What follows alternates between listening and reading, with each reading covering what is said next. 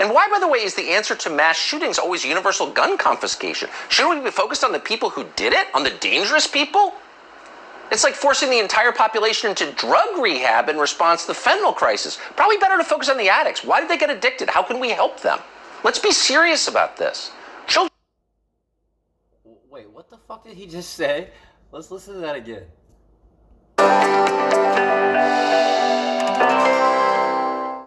And why, by the way, is the answer to mass shootings always universal gun confiscation? Shouldn't we be focused on the people who did it? On the dangerous people? It's like forcing the entire population into drug rehab in response to the fentanyl crisis. Probably better to focus on the addicts. Why did they get addicted? How can we help them? Let's be serious about this. Children died. It's real. Stop with the talking points. Be honest. Oh yeah, be honest. Be honest, Tucker. Let's be honest about how well your biblical philosophy of the United States has done with mental health over, I don't know, forever. How well has that worked out? You know, do they just get on their knees and welcome Jesus into their lives and repent to their sins and say, I love you, Jesus, and I'll never look at anything other than what you say, and I'll follow these Republicans all the way to the shiny pearly gates up there in heaven? Is that what we do? What do you mean? I mean, this guy's gonna talk about literally finding what's going on with these people who are shooting people? Oh man, yeah. First of all, who are the shooters? Who are they? Who is Salvador Ramos? Who is he? Do we know? What do we know about him? Besides his, few little internet comments and posts before, which, yeah, definitely was red flags. But who is he? Who was he? I guess we say now. Before all that, yeah, I had a rough family home. Man, they lived in a really religious area, though, highly religious. I mean, they were talking about how it was like the most religious place you could go to, basically. Catholic, of course. So, of course, to a Protestant, that would be idolatry. So I guess you wouldn't really call it religious in their terms. But highly Catholic area. I mean, wow. I mean, when they did their prayer vigils, the whole fucking community went right into a circle. There they are. The heretics were staying at home, hiding in the bathroom like a fucking tornado's about to come, probably. Who's Salvador Ramos? Who is he? Why don't you tell us more about him, Tucker? Is he a monster? Is he a dangerous monster to society? Jason Whitlock is always honest. He's the host of Fearless. He joins us tonight. Jason, look, it's not even about gun control. I mean, at this point, it's not even kind of worth arguing about gun control. It's just too stupid even to dignify with a response. But there's a deeper thing going on here. Why is no one saying that? It's much deeper, and Tucker, thank you for having me on, because I think this is a very important topic, and you've laid it out beautifully. Hey, look, big tech, these social media apps, this addiction, this dopamine addiction that they have given all of us, our smartphones, they're our enemies. They are disconnecting our human connection. So what connects society together on the internet, interwoven like a web, is disconnecting us, but your Bible is not doing that. Oh no. You want biblical law, but you don't want anyone being communist. No, you won't tell us how to think and what to do, because we're a godly nation. Oh, if you're not godly, by the way, then you shouldn't even be here. Oh, man. Wow. What a fucking hypocrisy that is. Look at Tucker's face right there. It's so fucking punchable. And, I'm going to play the clip right after this. Reminds me of Charles Manson when he talked about, Europeans, bring the white people bring the black people over here, the Africans. Yeah, come on over here. We'll put some shoes on your feet, teach you to talk like us, act like us. Fuck our women, then we'll be mad at you for it. We won't like any kind of interracial babies. We'll tell you what you can and can't do with your bodies too, like we do here. You can believe in our God only, throw away all whatever your culture was. We killed those people off long ago. And, we'll, let you come over here and try to be the best white people you can be. Yeah. And why is no one talking about that? Seems much deeper.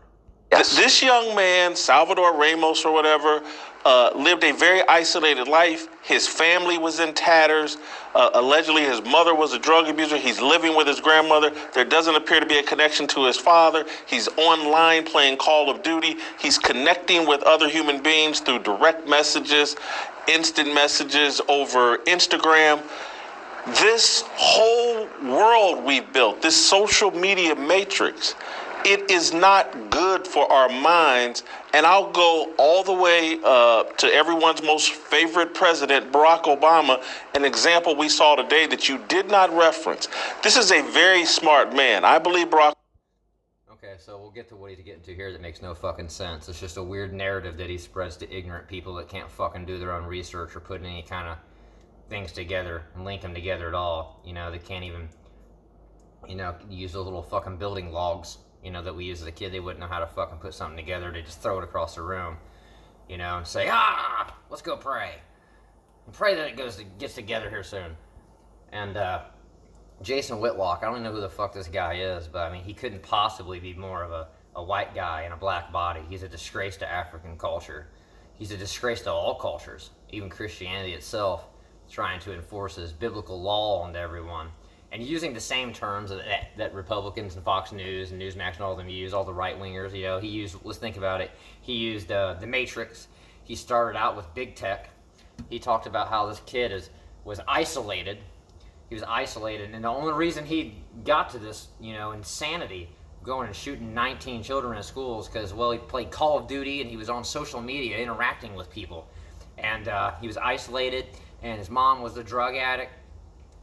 Kind of interesting that I've played Call of Duty for the majority of my life. My dad had drug problems. My dad had alcohol problems. My mom I never even had in my life very often because of her drug problems. Why didn't I kill 19 children? That's very interesting.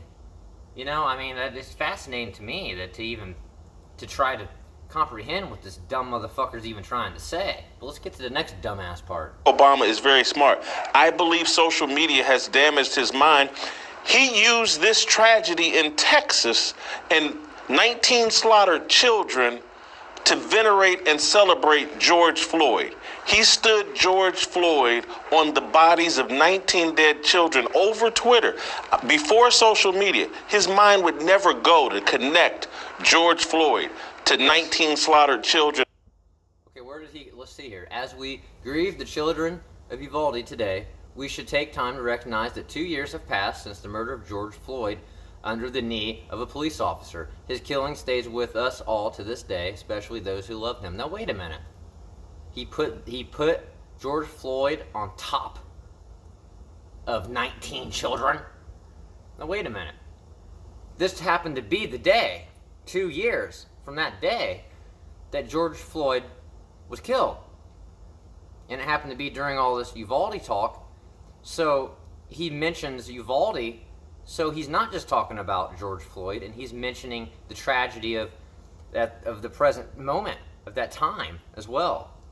He couldn't have worded that any better. And I don't give a flying fuck about Barack Obama. I really don't.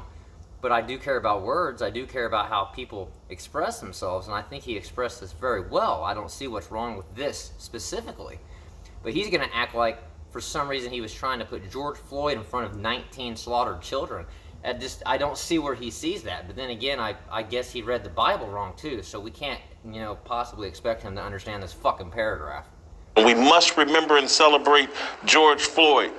It's ridiculous, but it speaks to what social media has done to our points of view, our ability to critically think. We're building lives based around how we come across over social media apps that are not real human interaction. He would never say these things in a one-on-one conversation with. Okay, so wait. Communicating online is not real. We're not communicating with real people. We're not communicating realistically. I mean, if we're talking to bots, which he probably does quite often, when they pop up, hey, how are you? Pretty good, you? Not too bad. Feeling frisky tonight? Oh, yeah, kinda. As long as it's a secret. Alright, go to my OnlyFans and sign up. Oh, what's that? Oh, OnlyFans? Yeah. Cool, OnlyFans. Oh no, that's against the Bible. With anybody in Texas who just experienced this, you can't compare the slaughter of 19 children to a drug user and habitual criminal who resisted arrest and lost his life tragically because a policeman crossed the line. So he's gonna call it the fact that he was a drug abuser? Okay, interesting. Resisting arrest. Yeah, I have one of those charges as well. Yeah, I have one of those charges, Jason Whitlock, except for the fact that my veteran grandpa, my grandmother, and my daughter, all three witnessed me not resist arrest. So what do you have to say about that? Huh? White man, whatever you are, you're whiter than Tucker fucking Carlson. What are you even talking about? How is he comparing Uvalde, the Uvalde tragedy, to George Floyd? How? How is he comparing the two? You know what comparison means? Is that described in your fucking Bible, or do you need a dictionary a little bit more to go with that Bible? There's no comparison to innocent children being slaughtered. Don't stand George Floyd on the dead bodies of children. But this is what social media baits all of us to do. That's a smart man that was the president of the United States. Take it down to these kids and how they've built their entire lives around their social media platforms and how can I be famous? And they don't care how you become famous over social media. If it's the slaughter of other human beings or if it's shaking your rear end nakedly and on an OnlyFans account, whatever it takes, just do it. I love how he mentioned OnlyFans. He does know OnlyFans. He probably gets on there quite often. Hey, don't want to call you out though. I'm not big on accusations, but obviously something fucked up with that dude's head, so I just gotta assume a little bit here. Kind of funny how he keeps going back to that same narrative. The social media is doing it. The social media. And they say they just want to get famous. They don't care. Like that didn't happen before social media, you dumb fuck. Like that's a social media thing. It came from social media that people just want fame. And that's all, and they don't care. Man, I mean, I just can't imagine that would have existed before social media. We've got a mental illness pandemic going on across America and really across the globe, and we're... Yeah, we do. We definitely do. I'm looking at it right now. Two of the most notorious of the mental illness agenda that's been placed onto everyone. The indoctrination, that, churches and pastors and street preachers and the Pope and all those fucking people, they're not doing indoctrination or anything like that. No, of course not. They're not trying to do any, therapy to make someone ungay just because they don't like the fact that they're gay. They're not trying to make people Christian. No one's trying to, and that's not indoctrination, right? To convince someone to be Christian. Conversion against your will, basically. If you're not a Christian, then you're not even an American. You hate God, you hate the family, you hate people, you hate America all around. You should go to, I don't know, I guess somewhere in the Middle East where all the horrible people exist. Man, I mean, that's not indoctrination. Yeah, that's right, that's not. The teachers are indoctrinating children, yeah. Telling them they should be females when they're males or males when they're females. And and I heard, transgender. That's the name all around. I heard that transgender is really affecting pro skateboarding here lately. Yeah, definitely, because skateboarders give a flying fuck about if someone's gay or who they want to be. It's interesting they brought something like skateboarding, the skateboarding culture into it, when that was probably the dumbest fucking thing that they could have possibly brought into it. Especially when the girl was, literally her best trick was like, I don't know, a big spin, or, I mean, I guess she 180'd off of a decent little size block. She had a rock and roll. She didn't do any flip tricks at all, but she's a pro skateboarder. Do they really think that the wide, part of the nation is that fucking stupid? There is people that understand skateboarding enough to know that that's not pro skateboarding. She was barely in a rookie competition, and she's complaining about losing to a transgender. She needs to take up another hobby, maybe rollerblading. That'd be a good one. Or how about, I don't know, help out with the mental illness a little bit and Start sharing the truth. That would help with mental illness. Share the truth. The truth doesn't all come from the Bible, okay? It just doesn't.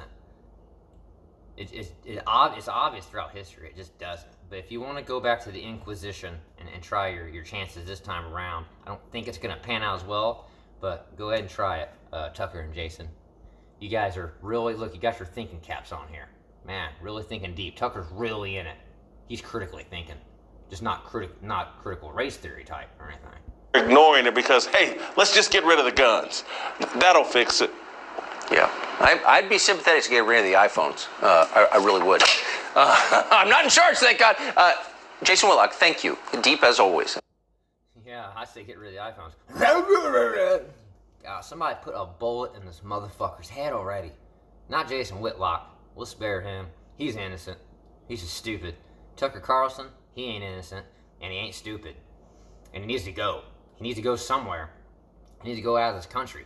He's one who needs to go out of this country. With the propaganda that he spreads and his intelligence is all aimed towards hypocrisy and an agenda. He's the puppet. He is the puppet.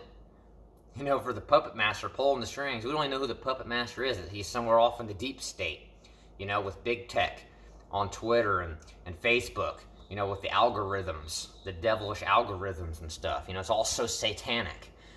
We need to get those kind of people the fuck out of politics. They can't be making decisions. You can't be making decisions off of dogma, off of religious basis, off of a religious law. That's biblical law. Well, if I'm not a Christian, I don't follow that law. I follow common law. I follow common decency. I follow logical laws put in place. So we can agree on a lot of things, Jason Whitlock. Tucker Carlson, we don't agree on nothing. I literally, you're one of the very, very few people that exist in this entire world that I would love to see die. Just right now. Just fucking croak. I'm not gonna lie. You're a piece of fucking shit. I wish you would see what I'm saying. But I know you won't, and it wouldn't matter anyway. You do your crazy, you know, with your fucking gut-filled, you know, and his little bimbo and fucking fake-ass wrestler over on his show and stuff. You make a big joke out of it. But the joke's on you. Because when you meet your maker, if it is the God you speak of, boy, is he going to have a lot to share with you. A lot. And you know it's coming. You know it is. I hope soon. I hope sooner than later. But Jason Whitlock, let's not worry about this guy. He's just extremely indoctrinated. He's religiously indoctrinated, which a lot of people are. And I think he's more sharing his opinion, his view, and he obviously doesn't have the authority, at least not yet, to make any big changes for everyone. The heretics, which is everyone who doesn't say I'm a Christian. I don't think he's a huge threat. But Tucker Carlson, you're a threat. And you're a threat to everyone who isn't absolutely fucking psychotic and has a lot of sense, but you pretend to not have sense. You pretend to have your thinking cap on, and in reality, it's all just for show. You're 10 times worse than Geraldo. You're a fucking disgrace to this country. You're just absolute scum. And yeah, I wish nothing but death for people like you. But that's all I have for this stupid ass fucking video.